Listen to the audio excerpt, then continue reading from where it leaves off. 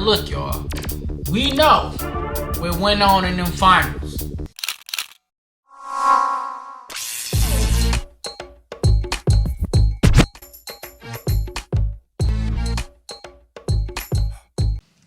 It's June 19th, 2016. The Cleveland Cavaliers and the Golden State Warriors are tied at 89, entering the final 2 minutes of a back-and-forth Game 7. One that has featured incredible moments and not so incredible moments.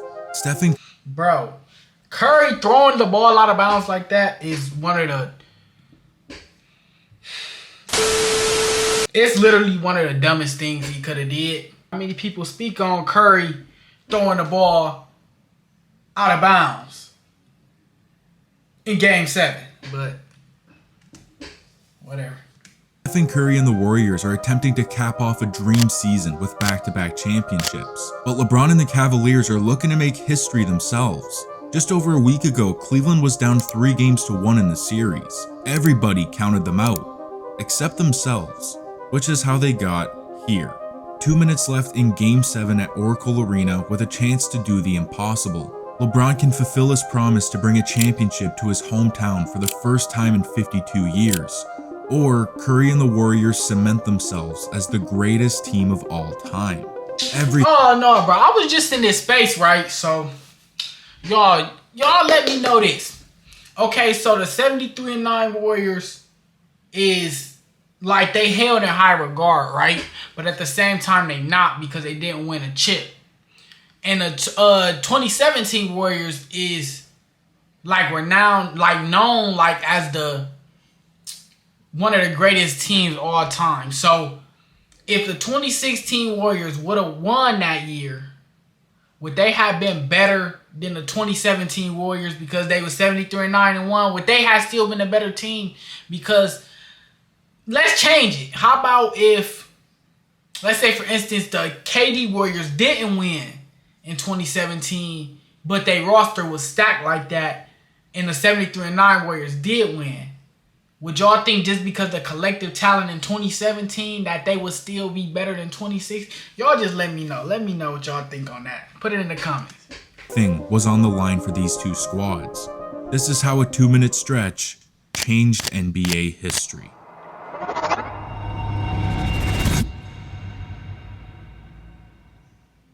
Doesn't the 2016 season feel like it was 20 years ago? Kobe's farewell, Gordon and Levine's insane dunk contest, Curry's double bang?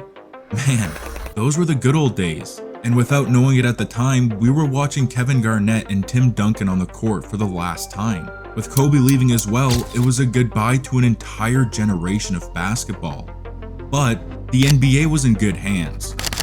The reigning champion Golden State Warriors were the new kids on the block, headlined by Steph Curry, Klay Thompson, and Draymond Green, and they had something to prove. After their finals win over Cleveland the previous season, all the talk was about how lucky they got, how they wouldn't have won a championship had Cleveland been healthy. But this only fueled their fire. The Warriors came out the gates firing with a 24-game winning streak to start the season, and Steph Curry was playing even better than his previous MVP season. The world was on notice. So much so that on the night the Warriors could set the NBA record with their 73rd win, they were featured on ESPN's main channel. Kobe's final game was bumped to ESPN2. That's how good Golden State was that season. Curry captured his second of back-to-back MVPs, becoming the first unanimous MVP in league history, and the playoffs were on the horizon. The Warriors would beat the Rockets in 5, but the main takeaway from that series was Curry's injury. Steph tweaked his ankle in Game 1, missed Games 2 and 3, and then sprained his MCL in Game 4, causing him to miss Game 5 and the first 3 games of their second-round matchup with Portland. But he eventually made his return in Game 4 with a 40-point explosion, scoring 17 in overtime and letting the NBA know he was back. They'd get by the Blazers in 5 and face a two-headed monster in the Western Conference Finals. Oklahoma City seemingly caught the Warriors by surprise. Amelia Sykes is fighting for the middle class by introducing bipartisan bills to lower the cost of raising kids, supporting $35 pricing for insulin, and expanding health care for veterans. She fights for what matters.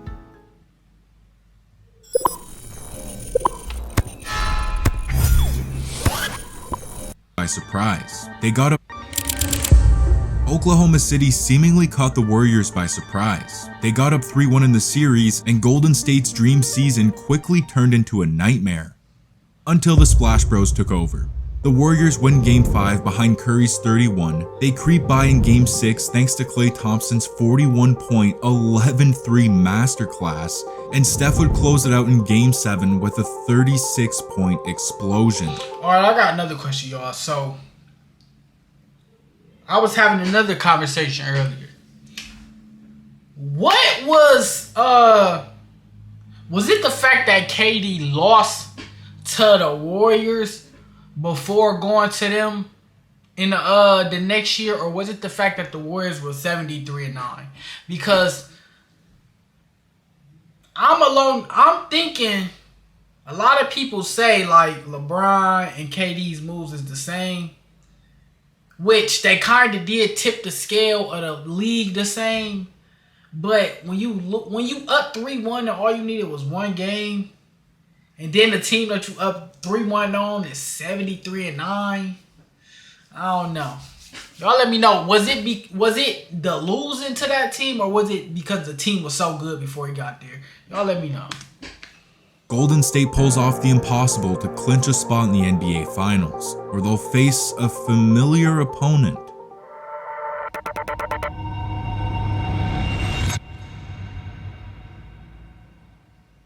The Cleveland Cavaliers, led by LeBron James, Kyrie Irving, and Kevin Love, were out for blood in 2016. They cruised to the first seed in the East with a 57-win season, and their domination would continue in the playoffs. They'd blow by the Pistons and the Hawks, going 8-0 through the first two rounds, setting up an Eastern Conference Finals matchup against the Toronto Raptors.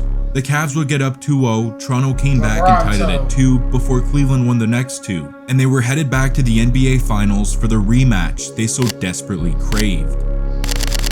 And honestly, as fans we craved it too. It was a rematch between the best player in the world and the unanimous MVP, the Warriors looking to cap off their dream season, and the Cavaliers eyeing revenge. It's about to be a movie.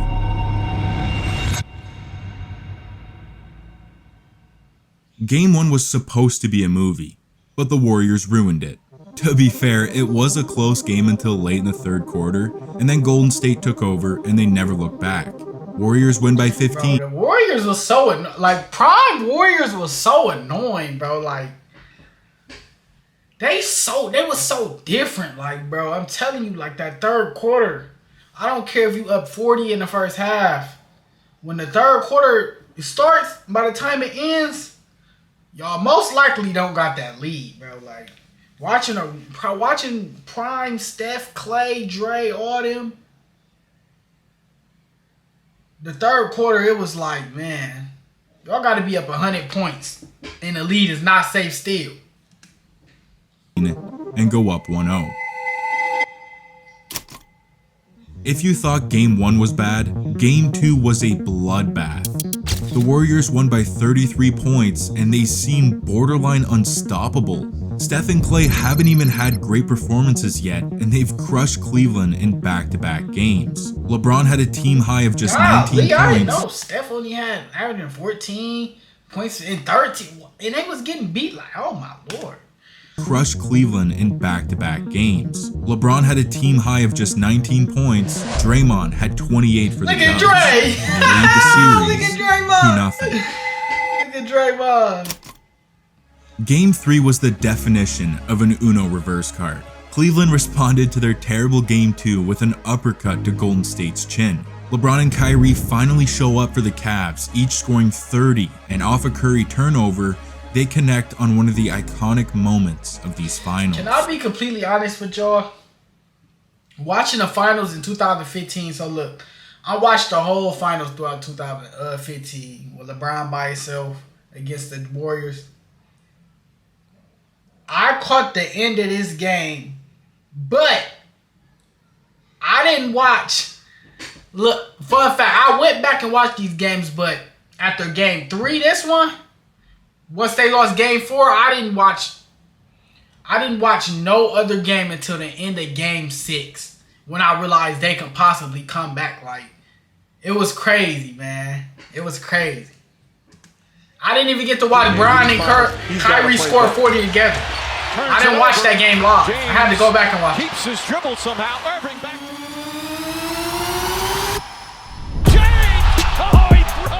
LeBron reaches to the top square of the backboard and throws it down. The crowd explodes, Cleveland wins by 30, and they're right back in the series. The Splash Bros finally show up in Game 4. Steph went unconscious for 38 points and 7 threes. Clay dropped 25 and 4 threes. But that wasn't even the biggest takeaway from this game. With 2 minutes left in the fourth quarter, Draymond and LeBron get into it. James tries to step over Green, to which he responds by hitting him in the basketballs. During the game, both guys got called for common fouls, but afterwards the NBA reviewed the play and assessed a tech to LeBron and a flagrant foul one to Draymond for his attempt at hitting LeNuts. And since it was Green's fourth flagrant point of the playoffs, it was an automatic 1-game suspension. Oh my God. In the grand scheme of things, it didn't. Can we can really say that Draymond cost the Warriors a lot more rings that they could have had. Like, bro ran off KD. You hitting people. You getting ejected. A lot of people think if Draymond play, there's no 3-1 comeback. I don't believe that personally. But people believe that Draymond don't get suspended, no 3-1 comeback. You don't run KD off, y'all could possibly keep winning rings. Draymond be on he a different type of person, bro. He a different type of person. It was an automatic 1-game suspension.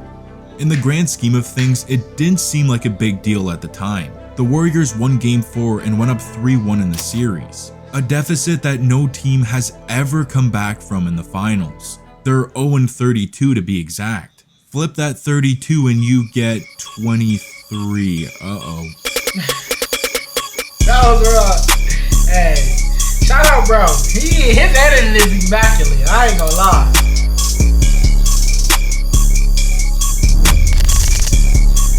His editing is like that. Game 5 of the 2016 finals will forever be known as the LeBron and Kyrie takeover. So sorry I didn't watch this. LeBron went red hot for 41 points, 16 rebounds, 7 assists, 3 steals, and 3 blocks. Kyrie went into another dimension for 41, 3, and 6 on a blistering. Oh my gosh! Before a 70%. Oh my, bro was out there not missing nothing. Gosh. Kyrie went into another dimension for 41, 3, and 6 on a blistering 70% shooting from the field. The types of shots these dudes were making throughout the game was simply mesmerizing. Deep threes and ones, off the dribble heat checks, they were literally unguardable. The Warriors, on the other hand, clearly struggled without Draymond, and it got even worse in the third quarter. On a drive, J.R. Smith runs right into Andrew Bogut's left knee. He leaves the game and is listed as out for the rest of the finals. The Cavs survive behind a legendary LeBron and Kyrie performance and force Game 6. Game 6 was Cleveland the whole way through. They got up big in the first quarter and they never looked back. And for the second game in a row, LeBron scores 41 points and tags on 8 rebounds, 11 assists, 4 steals, and 3 blocks. This man had 2 of the greatest finals performances of all time in back-to-back elimination games. And I think it was starting to get under the Warriors' skin. Late in the fourth quarter, LeBron swats Steph's shot and talks a little trash to him. And just seconds later, Curry gets hit with his 6th foul and loses it.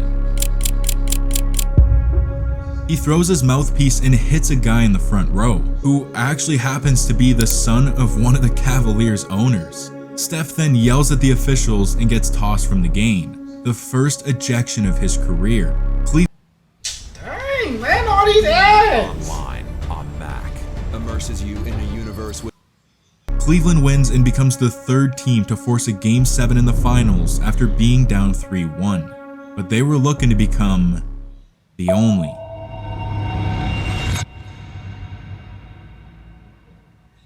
Headed into the finals, this is exactly what every fan wanted. A Game 7 with everything. Y'all just don't understand. Watching this game live, boy, had me nervous the whole game. Like, the whole game. On the line. The game started out very symbolically. A pass slips through Curry's hands and into LeBron's as he throws it down at the cup.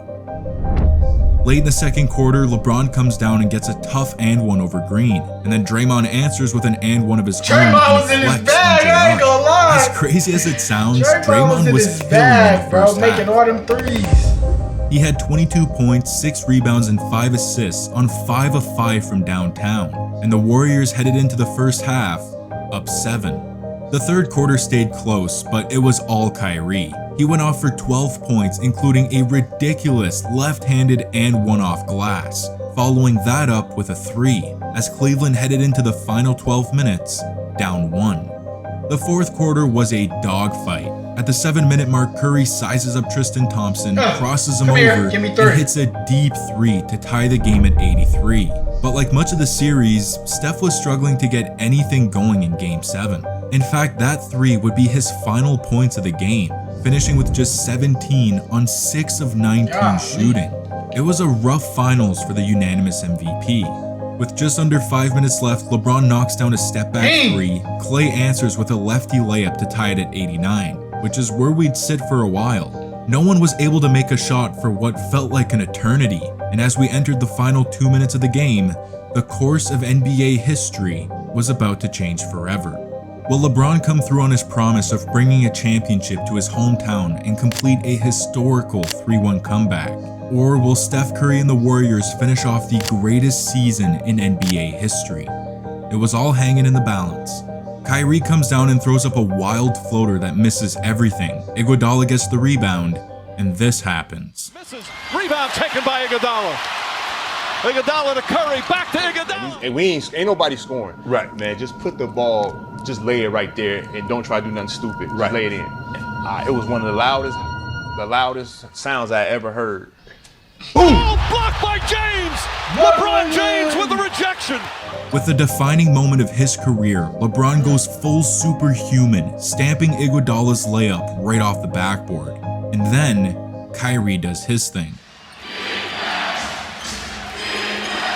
Irving and Curry, one-on-one. Irving puts it up. Man, if we could have just got a couple more years of Bron and Kyrie, man. Bro, like,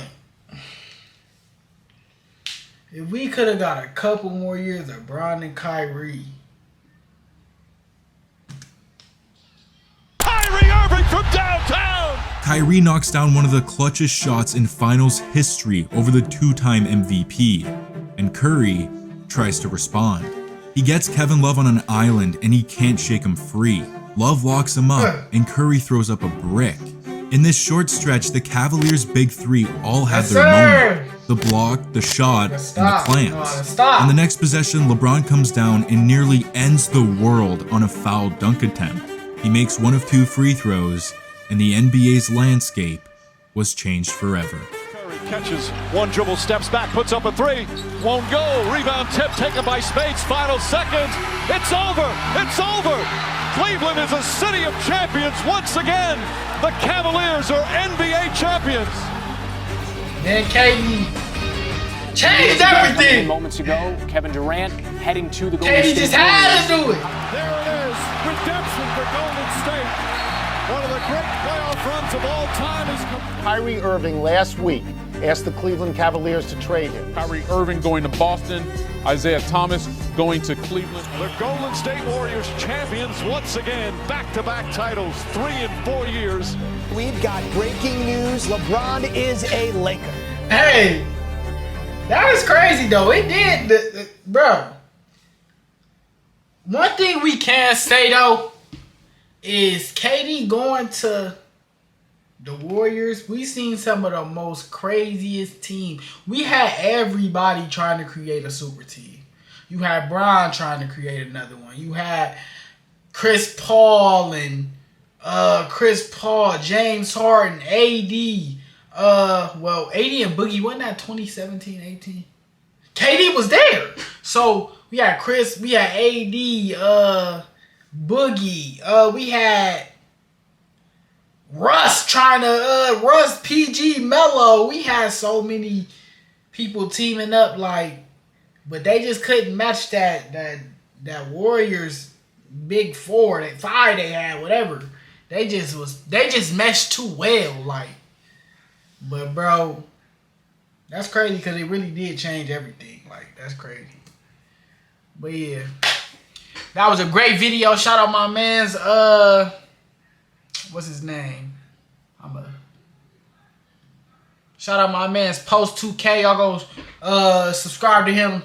Drop a like on this video. And yeah, we finna get up out of here. Y'all have a blessed day. Stay safe. I'm out.